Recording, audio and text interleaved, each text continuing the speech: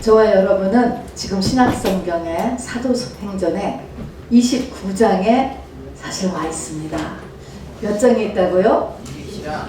사도행전이 몇 장으로 되어 있는데요? 28장. 그런데 29장이라니요. 사도행전 28장은요, 성경의 다른 책들과는 달리 사도행전은 확실한 매듭이 없이 끝나는 장입니다. 그래서 그 뒤가 오픈되어 있다, 이렇게 보는 것이죠. 그래서 그 이후에 사람들이 사도행전 29장을 쓰도록 제한된 책이라고 이렇게 보는 것입니다. 그 뒤로 2000여 년이 지났으니까 연계해서 보면 아마 이 사도행전은 아마 1000장도 넘어 쓰어지지 않았을까, 그렇게 생각을 해봅니다.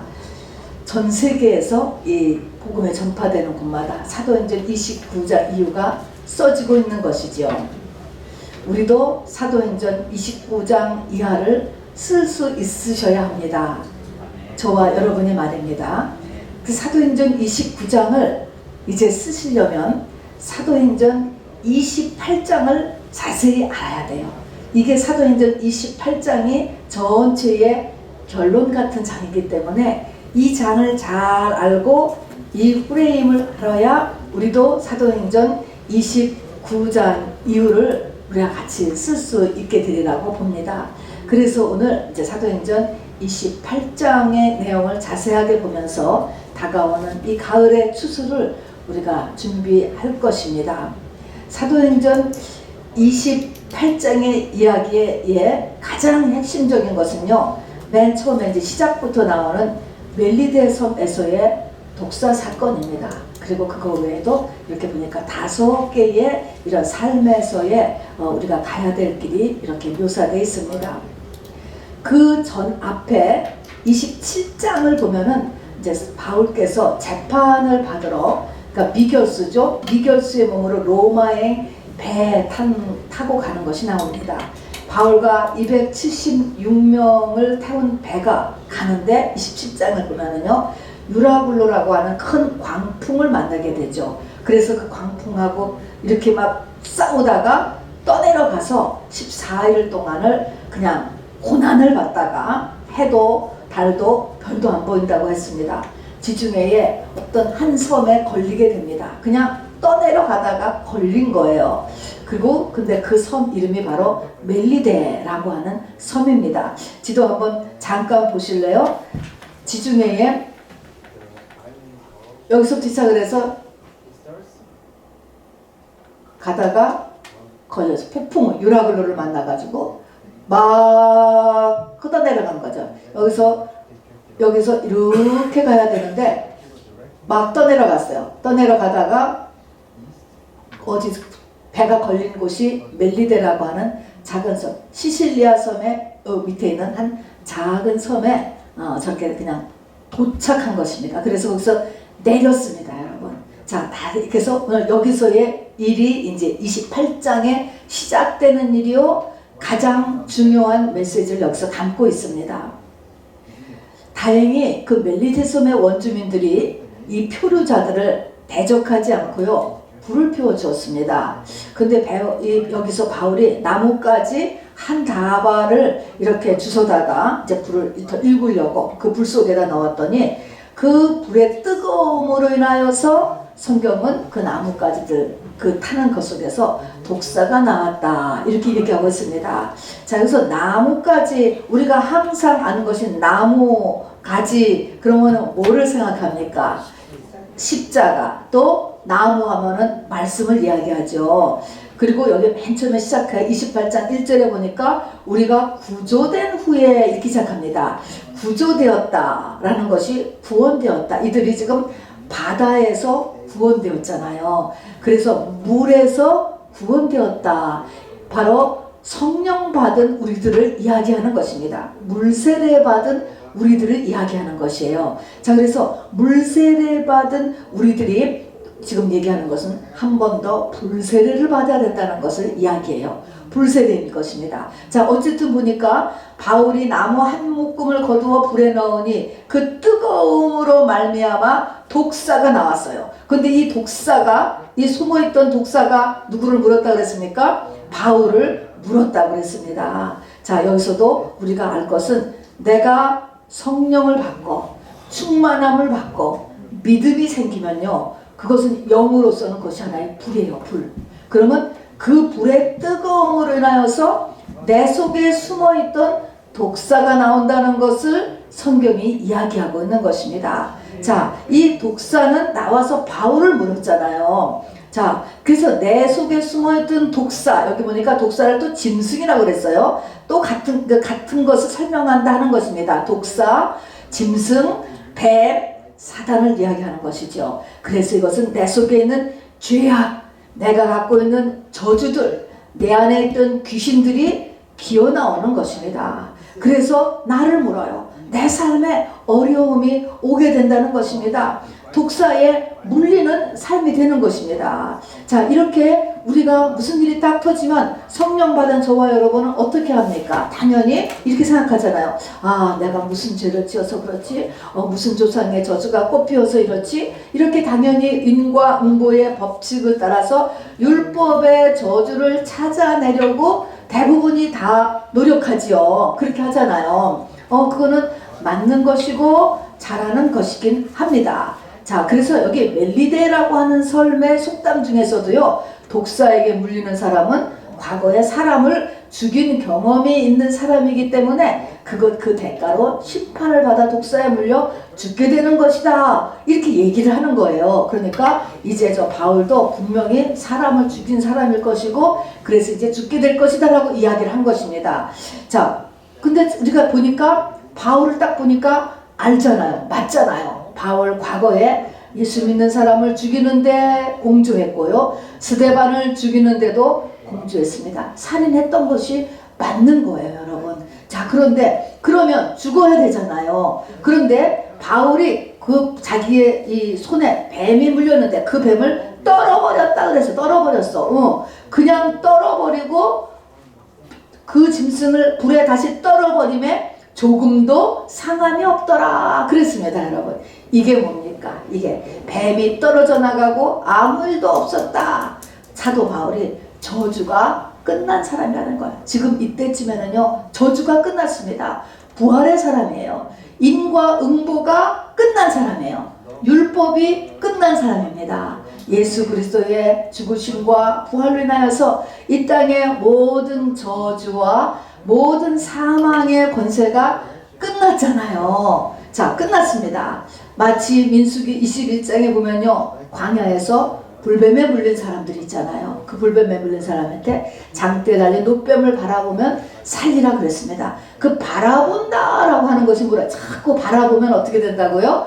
하나 된다 그랬잖아요. 바로 장대에 높이 달린 노뱀, 예수 그리스도의 죽으심에 연합하면 이 땅의 모든 저주와 사망 권세를 이긴다. 이것이 구약에서 이미 예정을 해놓으신 것이죠. 우리 성만찬도 마찬가지인 것입니다. 자, 그래서 보니까 사도 바울은 예수님과 하나 된 상태로구나, 하나 된 사람이로구나 라는 것을 알 수 있습니다.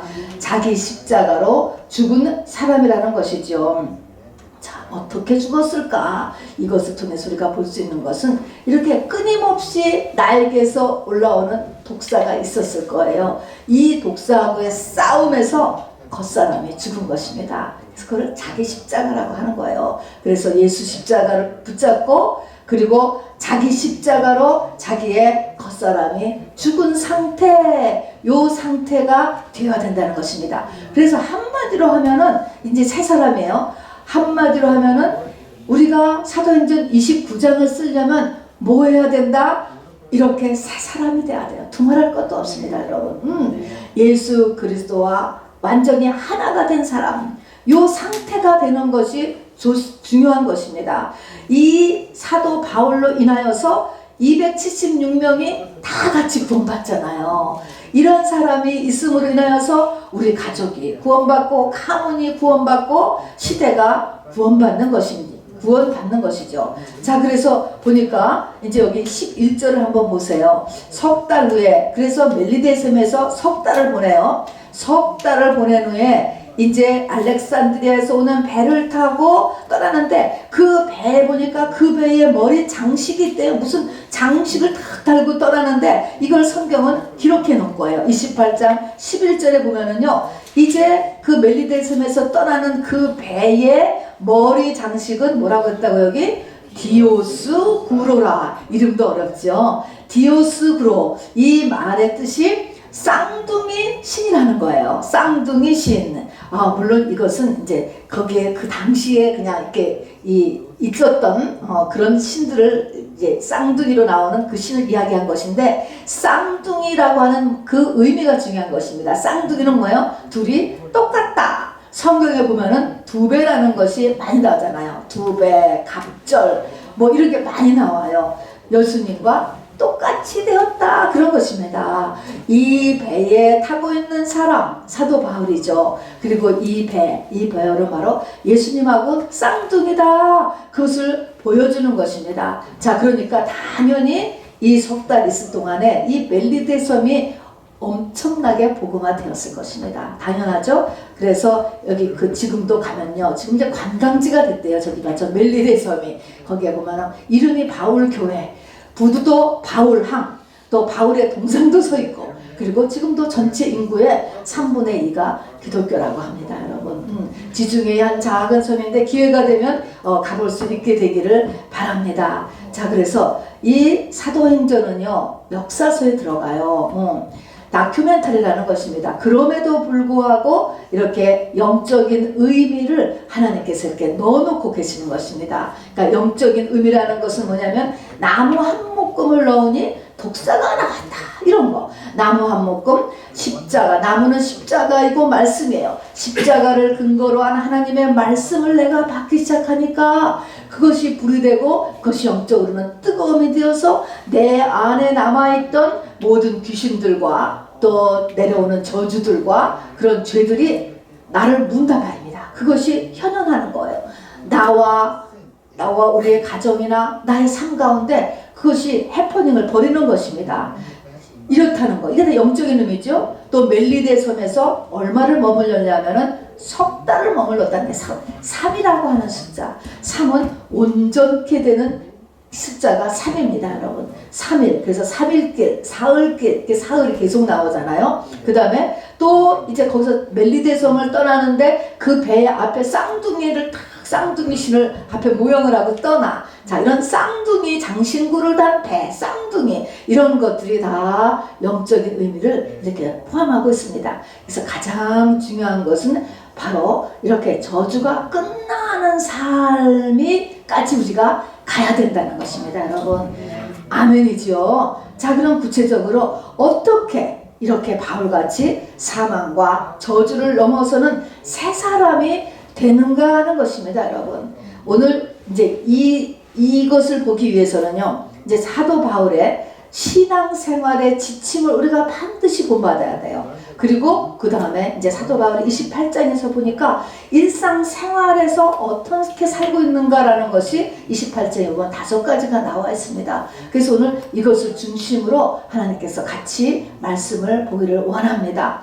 제가 우리의 신앙의 지침이, 일단 신앙의 지침이 바울과 같아야 된다, 이렇게 이야기를 하면요, 여러분 중에는 혹시 나는 아니야, 그렇게 얘기하는 분이 있을지 모르겠어요. 왜냐면 바울은 사도잖아요. 그러니까 나는 거기에 나는 이렇게 어플라이 안 할 거예요. 나는 거기에 연결이 안 될 것 같은데요. 그런데 성경은 뭐라고 얘기했냐면은, 사도 바울께서 내가 예수 그리스도를 본받은 것처럼 너희는 나를 본받으라고 그랬어요. 그를 고린도 교회 성도들에게 하는 말씀이었어요. 모든 성도에게 사도 바울은 자기를 본받으라고 얘기했습니다. 이거는 말씀이에요, 여러분. 그리고 명령이에요, 본받으라. 그러니까 여기 있는 분은 저나 여러분이나 한 분도 빠짐없이 이 말씀을 받으실 수 있어야지 돼요. 그리고 이 말씀이 내 영혼에 스며들어서 참으로 잘 박힌 못이라는 것은 기준인 것입니다. 여러분, 되었으면 참 좋겠습니다. 사도 바울의 신앙생활의 지침을 먼저 알아야지 돼요. 여러분의 신앙생활의 지침은 어떻습니까, 여러분? 여러분의 신앙생활 어떤가요? 뭐를 가지고 있습니까?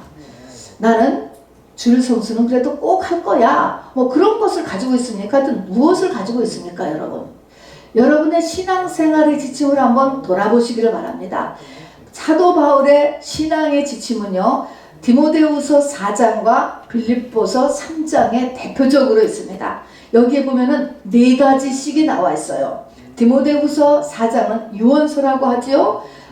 이 로마의 감옥에서 돌아가시기 전에 자기의 죽을 것을 알았습니다, 여러분. 알고서 이렇게 말씀을 한 거예요. 자기의 생애를 돌아보면서 신앙생활의 지침을 얘기하는데 이렇게 썼습니다. 선한 싸움 다 싸우고 달려갈 길을 마치고 믿음을 지켰으니 이제후로는 나를 위해서 의의 면류관이 예비되을 것이다. 이렇게 얘기했습니다. 여기 보면 4가지 신앙생활의 지침이 있습니다. 첫 번째가 보니까 자기가 선한 싸움을 평생 싸웠다는 거예요. 평생이 아니고, 그러니까 회심한 이후로는 선한 싸움을 싸웠다. 뭡니까? 여러분, 신앙생활은요, 가만히 있다고 되는 게 절대로 아니라는 것입니다. 가만히 있으면 어떻게 돼요? 거꾸로 가요. 거꾸로 흘러가는 거야. 세상 물결이기 때문에 거꾸로 간단 말입니다. 의지 발동을 해요. 싫어도 나오고 싫어도 하고 또 어떻게 하려고 하고 하는 의지가, 그래서 선한 싸움. 이것이 나쁜 싸움이 아니잖아요. 내 자신과의 싸움이에요, 여러분. 선한 싸움을 싸우고 그 다음에 믿음을 지켰다. 여러분, 믿음의 단위는 얼마라고 그랬죠?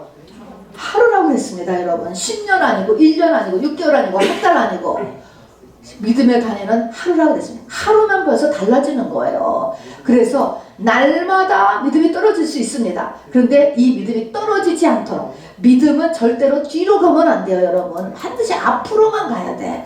이게 믿음을 지키는 것입니다, 여러분. 가만두면 떨어져요. 그래서 믿음을 지키는, 이게 원칙입니다. 그 다음에 부르심의 상을 위하여 달려갔다.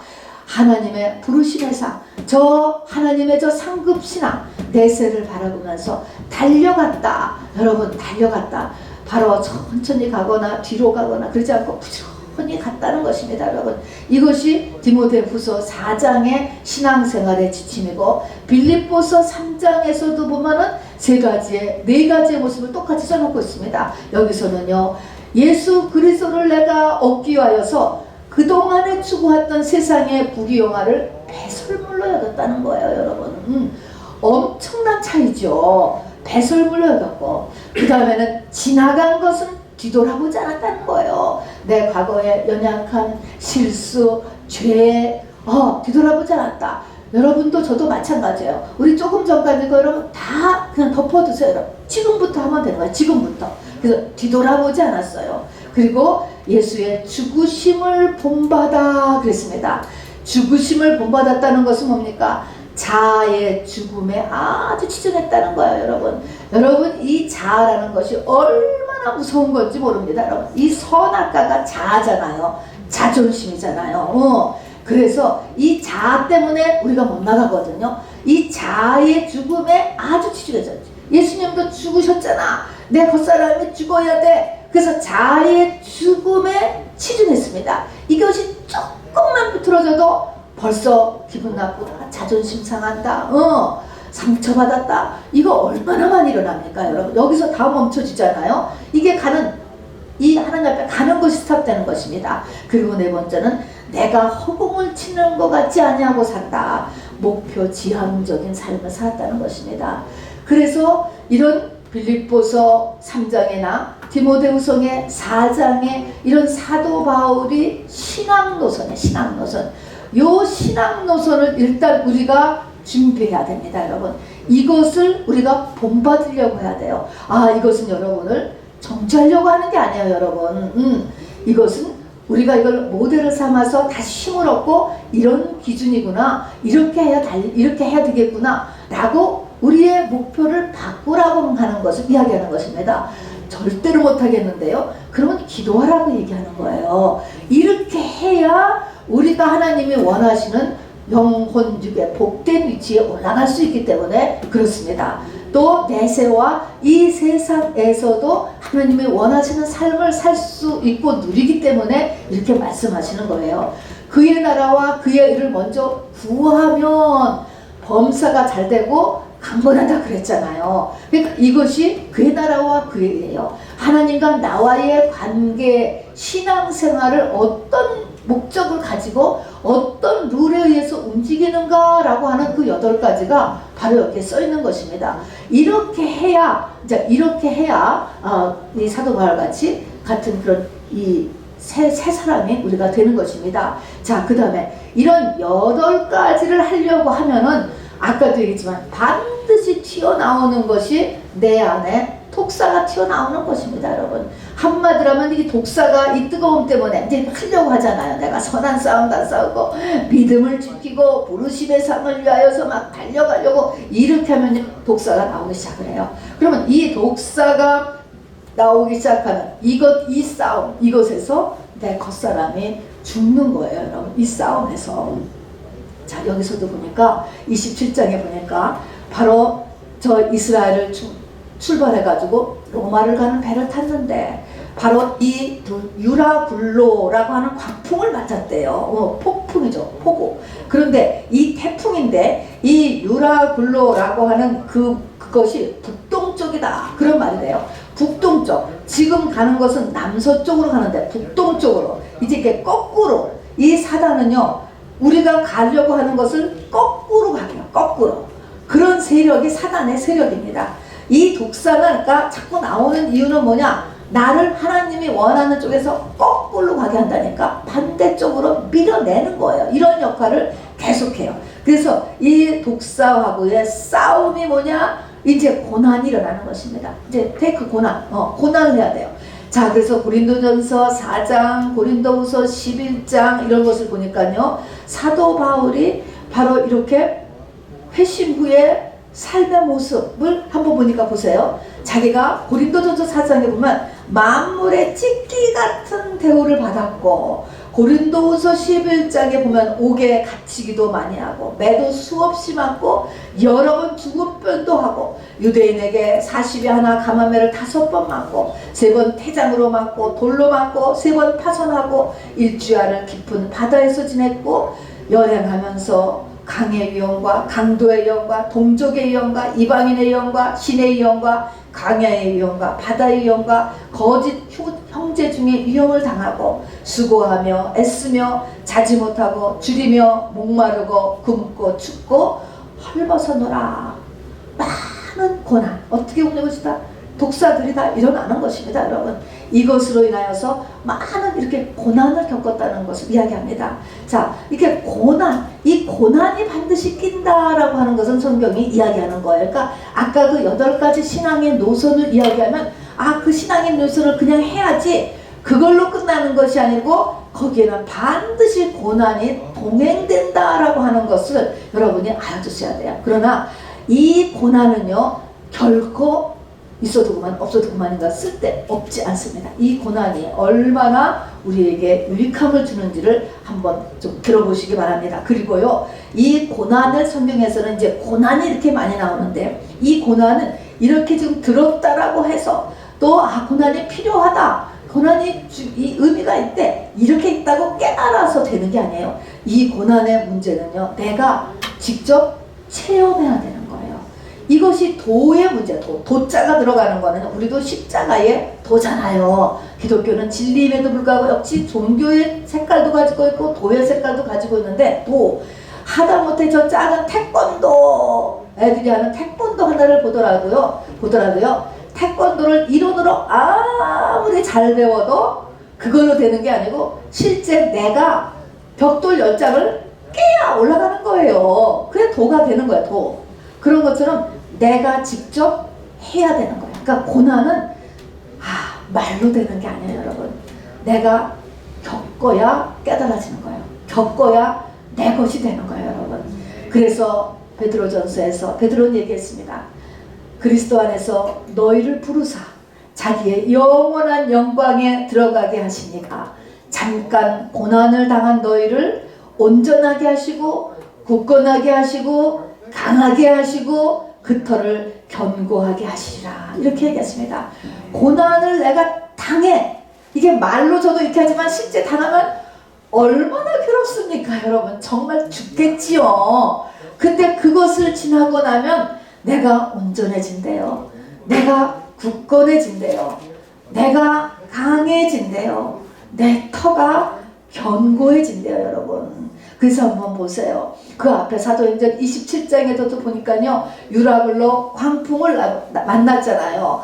해도 달도 별도 다 없어졌습니다. 그들은 살기 위해서 짐을 다 버렸습니다. 먹지도 못하고, 그리고 살아보려고 애를 썼지만 살 가능성이 없어서 다 낙심하고 자포자기하고 있었을 때입니다. 있었을 때 사도 바울이 거기 일어나서 뭐라고 얘기합니까? 내가 어저께 하나님을 만났다. 배와 물건에는 손상이 있지만 너희 모두의 생명은 한 명도 다 지정이 없고 살아날 것이다. 우리가 조금 있으면 곧 한 섬에 걸리리라. 딱 이야기하는 것입니다. 여러분, 거기에는 선주도 있고요, 로마의 백부장도 있고요, 여러 자도 타고 있었어요. 그리고 몇 명의 죄수가 같이 타고 있었다고 이야기했습니다. 자, 이렇게 절망하고 식음을 전폐하고 죽음의 공포 속 자포자기에서 희망을 전해줄 수 있는 사람은요, 단순히 환상을 보고 예언을 하고 직통계시하는 사람이 아니에요. 수많은 어려움과 그리고 이 삶에 죽고 사는 이 고비를 넘기면서 주 안에서 고난받은 사람만이 할 수 있는 담대함이야 여러분. 자, 그래서 기독교의 리더십은요, 고난을 통해서 만들어져요 여러분. 그러니까 이론만 갖고 되는 게 아니에요. 딱 신학교 졸업하고 나서 딱 할 수 있는 게 아니에요. 하긴 하죠. 그러나 그때부터 또다시 하나님의 훈련 과정이 있게 되는 것입니다. 그러니까 이 삶의 고난을 통해서 하여간 성경은 우리를 온전하고 굳건하며 강하며 견고하게 만드신다라고 이야기했습니다. 그래서 이 사도 바울의 정말 이 고난 속에서 또 하나님의 성령 안에서 훈련된 정말 강인한 지도자의 모습이 우리 17장에서도 볼 수 있습니다. 자, 그래서 이렇게 예수와 하나 된 사람, 예수 그리스도의 신부잖아요. 우리 28장 저주가 끊어진 사람. 이 사람은요, 이게 신부인데 이 신부는 하얀 웨딩드레스를 입었지만 웨딩드레스의 스커트를 딱 올리면 뭐를 신었다고?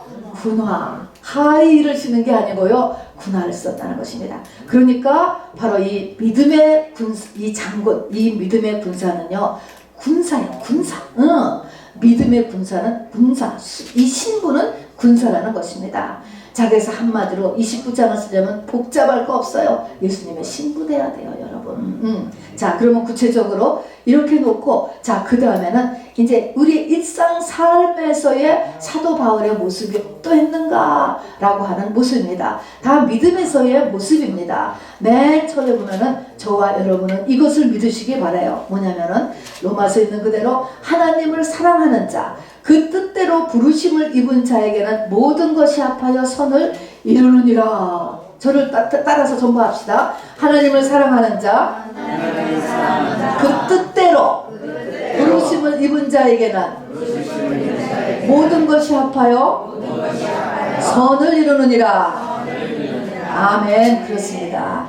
여기 보니까요, 이 사도 바울이 갓 태운 이 배가 2주 동안을 갖다가 그냥 엄청난 폭풍우 속에 고난을 엄청 많이 받았잖아요. 그래서 그냥 막 밀려 내려가가지고 그 지중해 섬에, 이 멜리데 섬에 들어간 거예요. 엄청 놀라고 그렇게 했죠. 그러나 이런 가운데서 무슨 일이 있었느냐?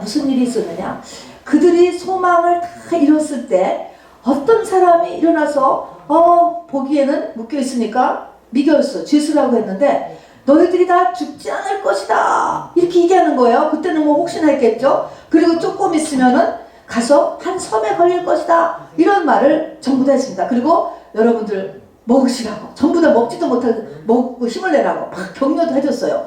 그런 걸 겪었어. 아, 그랬더니 정말로 조금 가더니 섬에 도착했잖아요. 아, 그래서 섬에 도착했는데 정말 한 명도 안 죽었어요, 여러분. 한 명도 안 죽고 276명이 다 섬에 내리더니 섬에 가서 보니까 독사에 물렸는데 안 죽더라는 거예요, 그 사람이. 안 죽는 것을 보고 거기에 그 섬에 추장이겠죠? 제일 높은 사람이 보볼리오라고 하는 사람인데, 보볼리오의 아버지가 마침 이질과 열병으로 고통을 받고 있는데 그것을 가서 사도 바울에 가서 싹 고쳐줬습니다. 그러니까 그리고 이제 여기 보니까 그 뒤에 여러 사람들이 다 가서 이제 막 병고침을 받은 거예요. 그러니까 이 배에 탄 276명의 사도 바울을 인정했겠습니까? 안 인정했겠습니까? 완전히 사도 바울의 박수부대가 된 것입니다, 여러분. 이것으로 인하여서 나중에 석 달 후에 다 같이 로마에 도착한 다음에 사도 바울의 일정이 순탄하게 된 이유가 여기 첫 번째로 있었던 것입니다. 그들이 다 거기에는 백부장도 있었고 선주도 있었고 여행자들이 있었는데 전부 다 사도 바울 편이 되었어요. 그렇기 때문에 사도 바울은 내리자마자 그냥 죄수지만은 군인 한 사람만 붙여서 다른 죄수들하고는 따로 있게 허락하였더라 그랬습니다. 특별 조치를 해줬어요. 그리고 그 다음에서도 그냥 어디 돌아다니지만 못하지만 그냥 셋집 집에서 그냥 생활하는 거예요. 그러니까 많은 자유가 거기서 보장되었고 또 사람들이 많이 모일 수 있게 된 그 반 역할을 한 것이 276명을 3개월 동안 바로 이렇게 사도 바울의 팬이 되게 만들었단 말입니다, 하나님께서. 그래서 그런 유익함도 이제 있었잖아요. 특별 대우를 했었잖아요.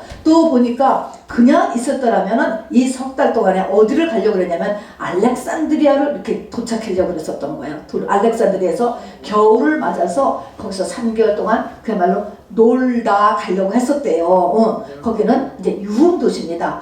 그런데 이제 알렉산드리아를 못 가고 밀려간 거예요. 밀려서 그냥 멜리데 섬에 가서 있었는데 거기서 멜리데 섬을 구원했잖아요. 하나님의 역사 가운데 있었던 영혼 구원 사역을 했을 뿐만 아니라 거기에 탄 사람들도 저 알렉산드리아에 가가지고 석 달 동안 죄 짓고 오는 것보다 저기서 하나님의 말씀을 듣고 3개월 동안 정말 단기 선교를 한 거 얼마나 좋습니까, 여러분? 그게 다 하나님 앞에 이게 다 맞는 것이고 또 하나님 앞에 더 잘하는 것이고 합하여 선을 이루게 해주셨다는 것입니다. 자, 그래서요, 어려움, 나에게 일어나는 어려움은요, 그 당시에는 너무나 고통스럽고 내 갈 길이 정말 거침돌이 되는 것 같지만 내가 중심에서 하나님을 사랑한다면, 그래서 이 하나님을 사랑하는 마음, 또 하나님의 뜻대로 살겠다는 마음, 요 두 가지 마음이 우리는 굉장히 중요해요. 하나님을 사랑하는 자, 그 뜻대로 부르심을 이룬 자. 그래서 이 두 가지를 내가 중심에서 갖고만 있다면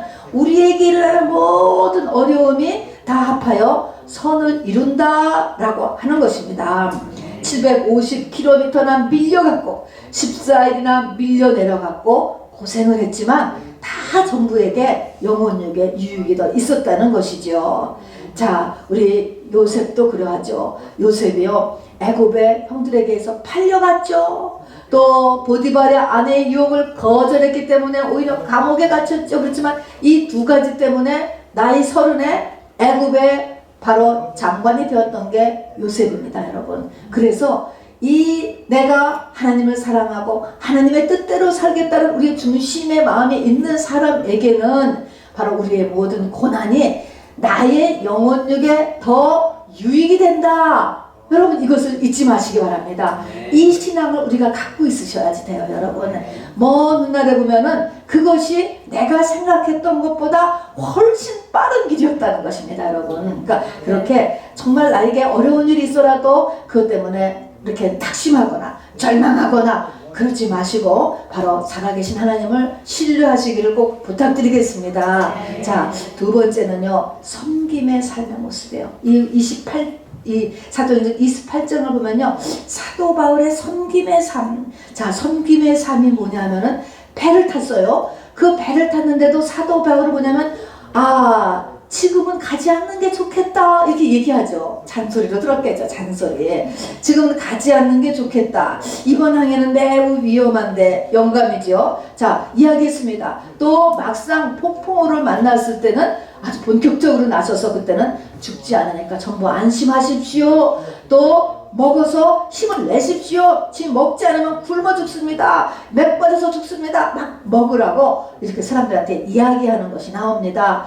그 다음에 멜리세 섬에 도착해서요, 원주민들이 이렇게 그래도 이렇게 대적 안 하고 추우니까 불이 비가 오고 날이 추우니까 불을 펴줬다고 했을 때 바로 나가가지고 옆주 나가서 나무단을 주워다가 불에다가 이렇게 던지는 모습이 그려져 있습니다. 이게 사도 바울의 모습이잖아요. 그 사도 27장에서도 그 배에서 미결수 주제에 뭔가를 계속적으로 임몰부하고, 그 다음에는 또 멜리데 섬에 도착해서는 거기서 불 피워주니까 또 나뭇가지를 모아다가 거기다 나무에다가 또 불을 이렇게 해주고, 저는 이걸 보면서 저도 회개가 돼요. 아마 저 같으면, 왜냐면 여기에서도요, 지금 멜리데 섬에 도착했을 때 이 배에 누가 같이 타고 있었냐면은 누가와 아리스다고가 걱정돼서 같이 탔어요. 여기 보면은요. 그러면은 누가나 아리스다고가 가서 나뭇가지를 주워오고 자기는 그냥 나이도 있고 하니까는 가만히 있었을 것 같은데 그게 아니에요.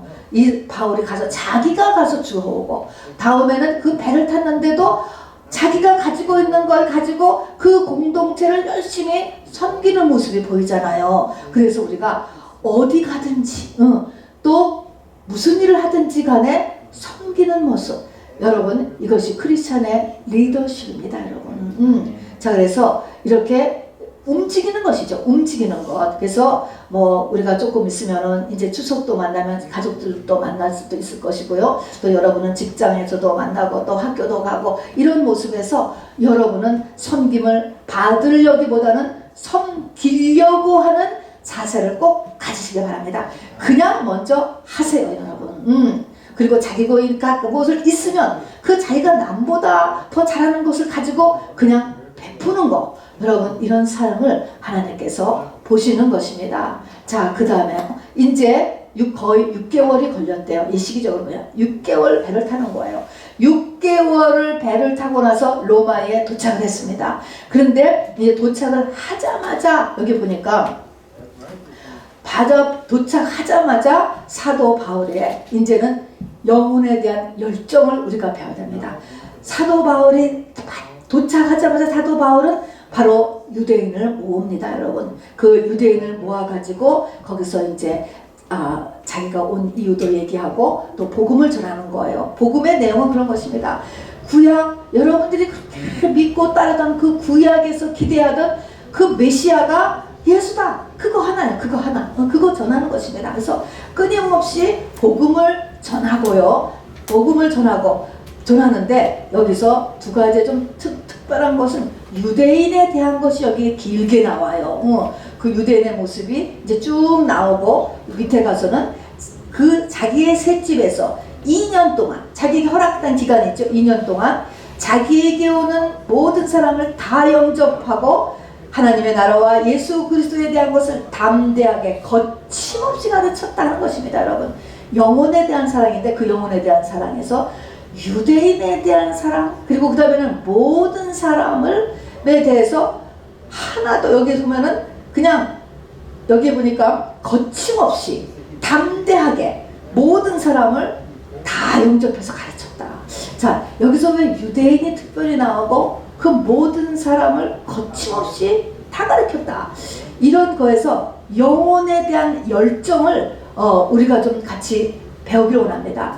특별히 유대인에 대한 것입니다.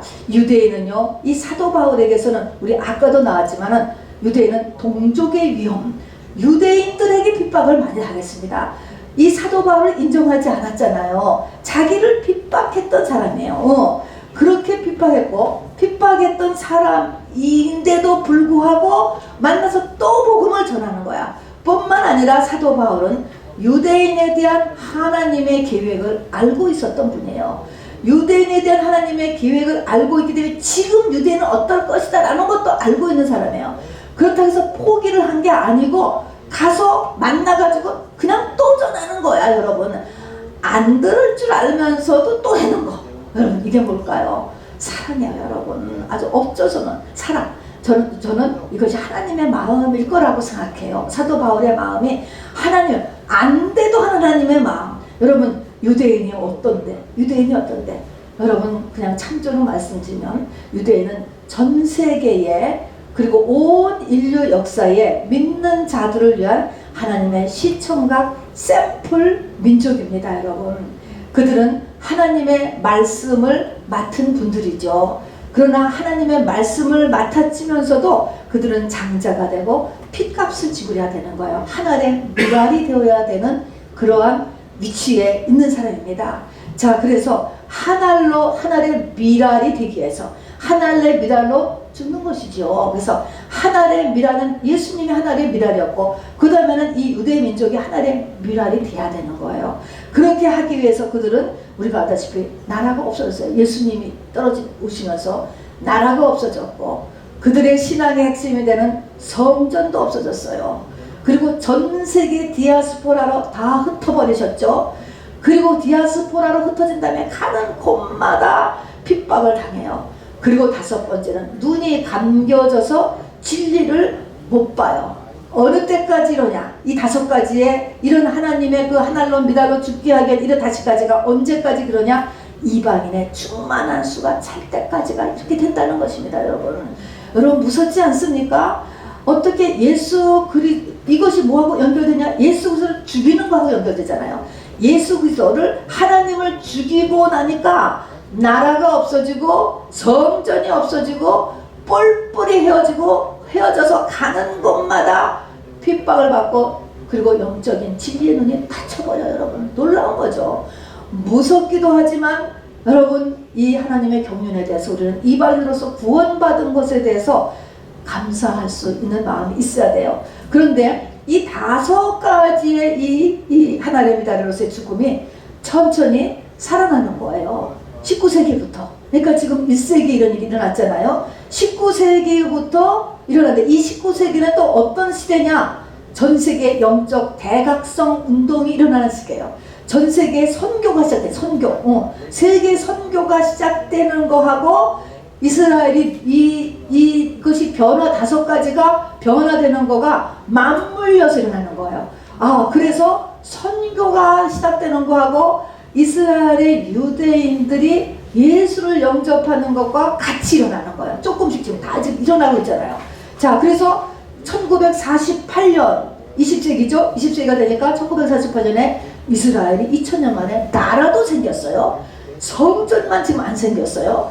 그리고 디아스포라라고 되어서 각 나라 디아스포라가 흩어져서 가는 곳마다 전부 다 핍박을 받았는데 지금은 이 디아스포라들이 자기 나라로 돌아도 갈 뿐만 아니라 지금은 전 세계적으로 친 이스라엘을 안 할 수가 없어.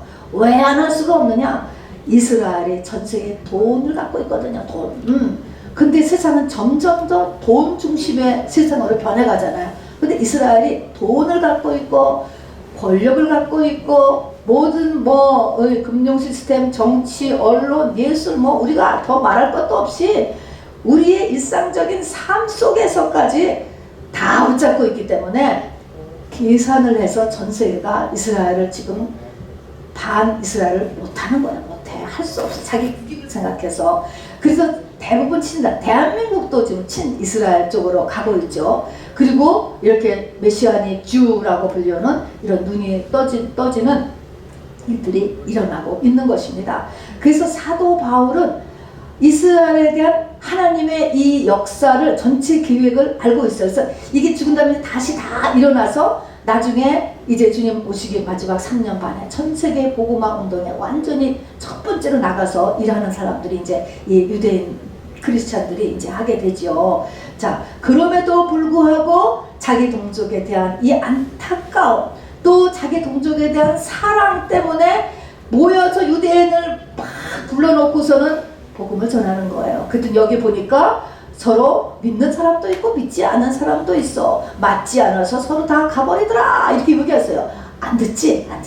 못 듣는 거예요. 절대로 안 들어. 그렇게 했는데도 그래도 또 이렇게 전하는 게 나옵니다. 근데 여러분 한번 생각해 보세요.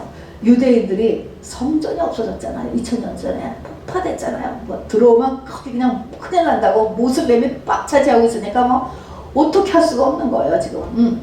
그래서 성전이 없어졌으면 무슨 일이 날까요 여러분?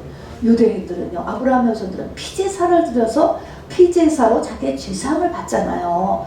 피제사를 못 드려, 죄사함을 못 받아, 예수도 안 믿어. 그러면 어떻게 될 것 같아? 아무리 시나고그와 교육체제와 모임의 체제가 아무리 잘 돼 있다 할지라도 죄사함을 못 받고 지금 2000년 가는 겁니다 여러분. 죄사함은, 여러분, 하나님의 구약의 말씀을 가지고 있는데 죄사함을 못 받는다. 그럼 어떤 일이 날 것 같아?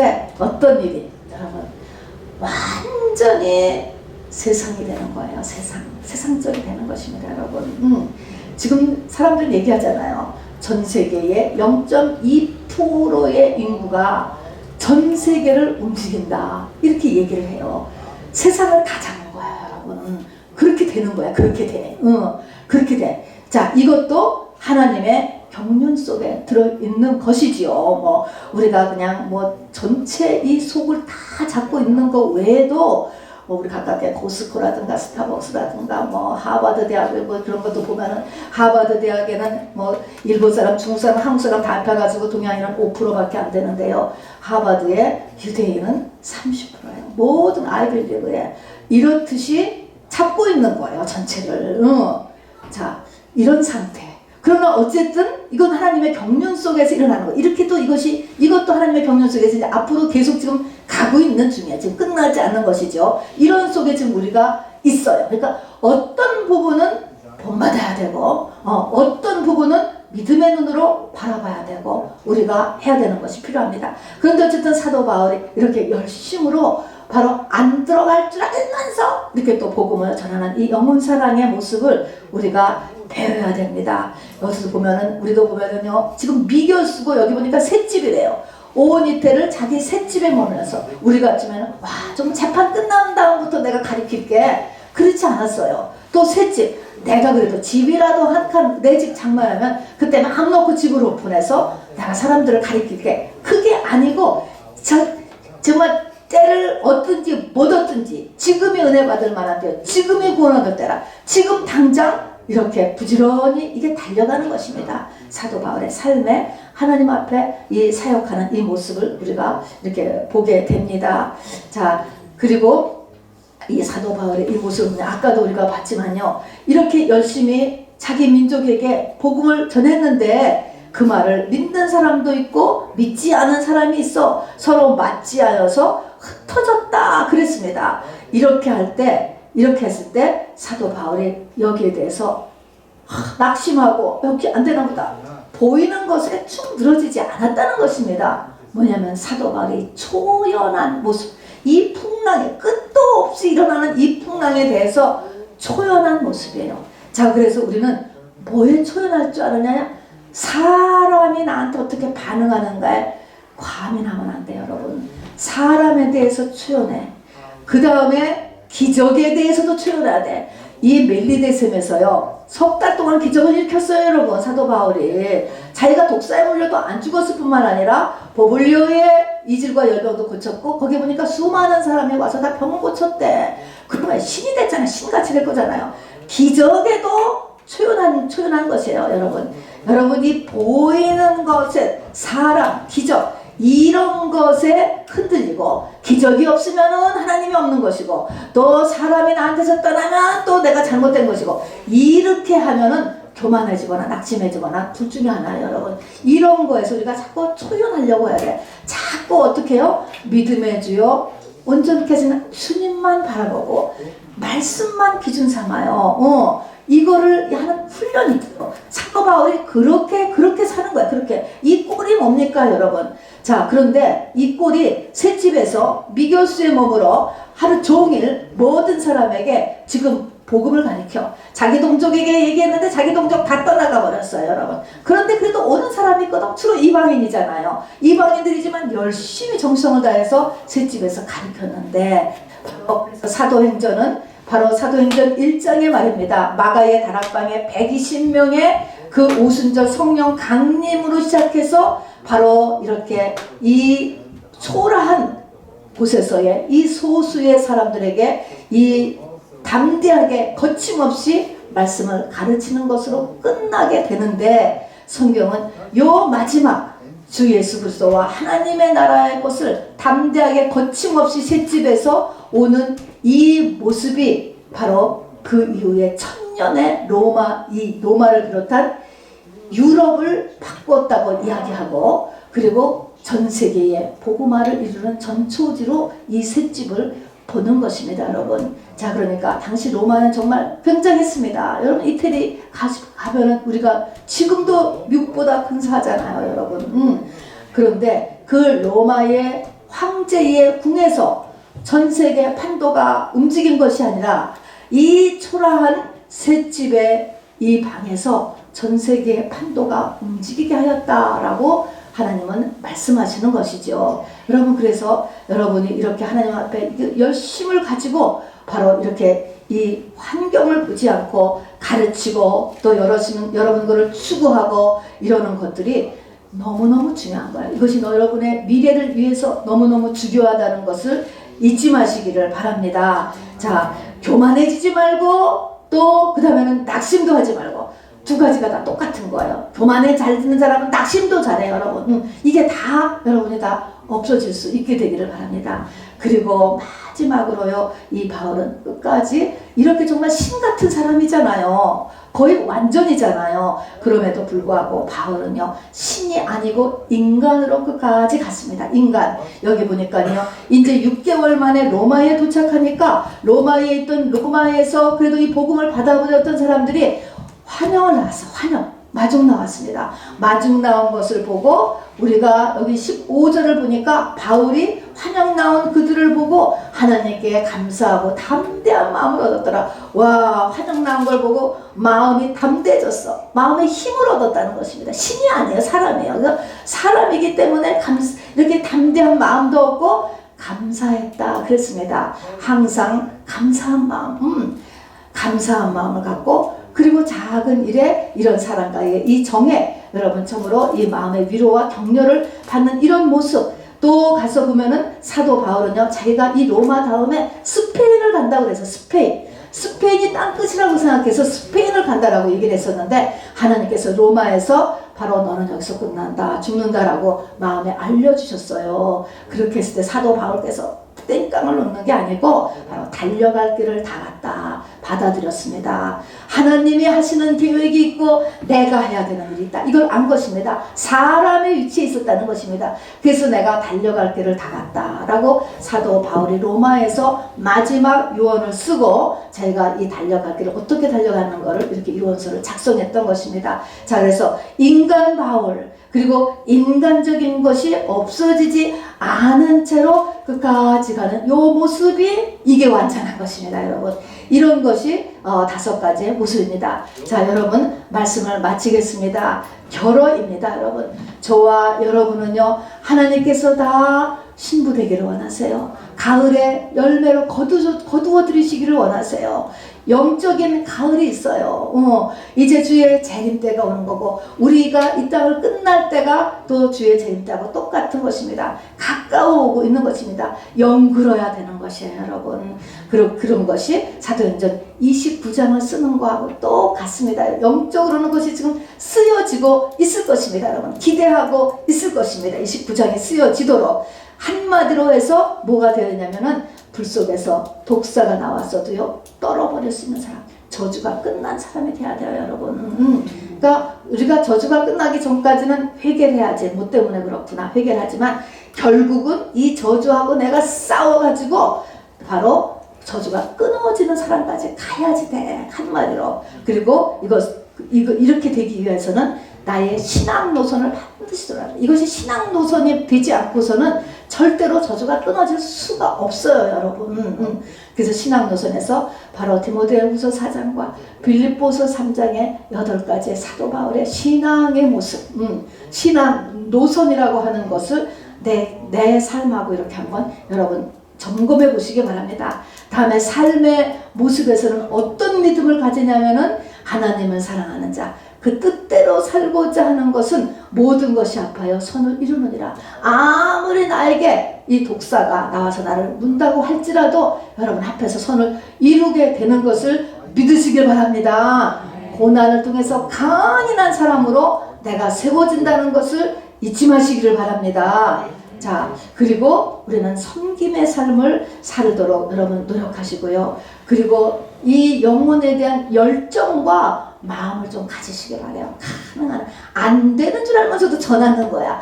안 받아들여질 줄 알면서도 또 권하는 거야. 여러분 이거 하나님이 다 기뻐하시고 영계에서 계산돼요. 여러분과 여러분 부지런히 영혼에 대한 열정을 여러분 하시고요. 그리고 여러분이 사람이나 고난이나 기적에 초연하시고 그러면서도 여러분이 신이 되라는 게 아니에요. 철면피 뭐 철의 사람이 되려는 게 아니에요. 인간으로 사는 거예요. 우리는 그래서 서로 공동체를 유지하고 서로 돕고 서로 격려하고 서로 위로하고 그렇게 살 수 있는 저와 여러분 되기를 주님의 이름으로 축원합니다.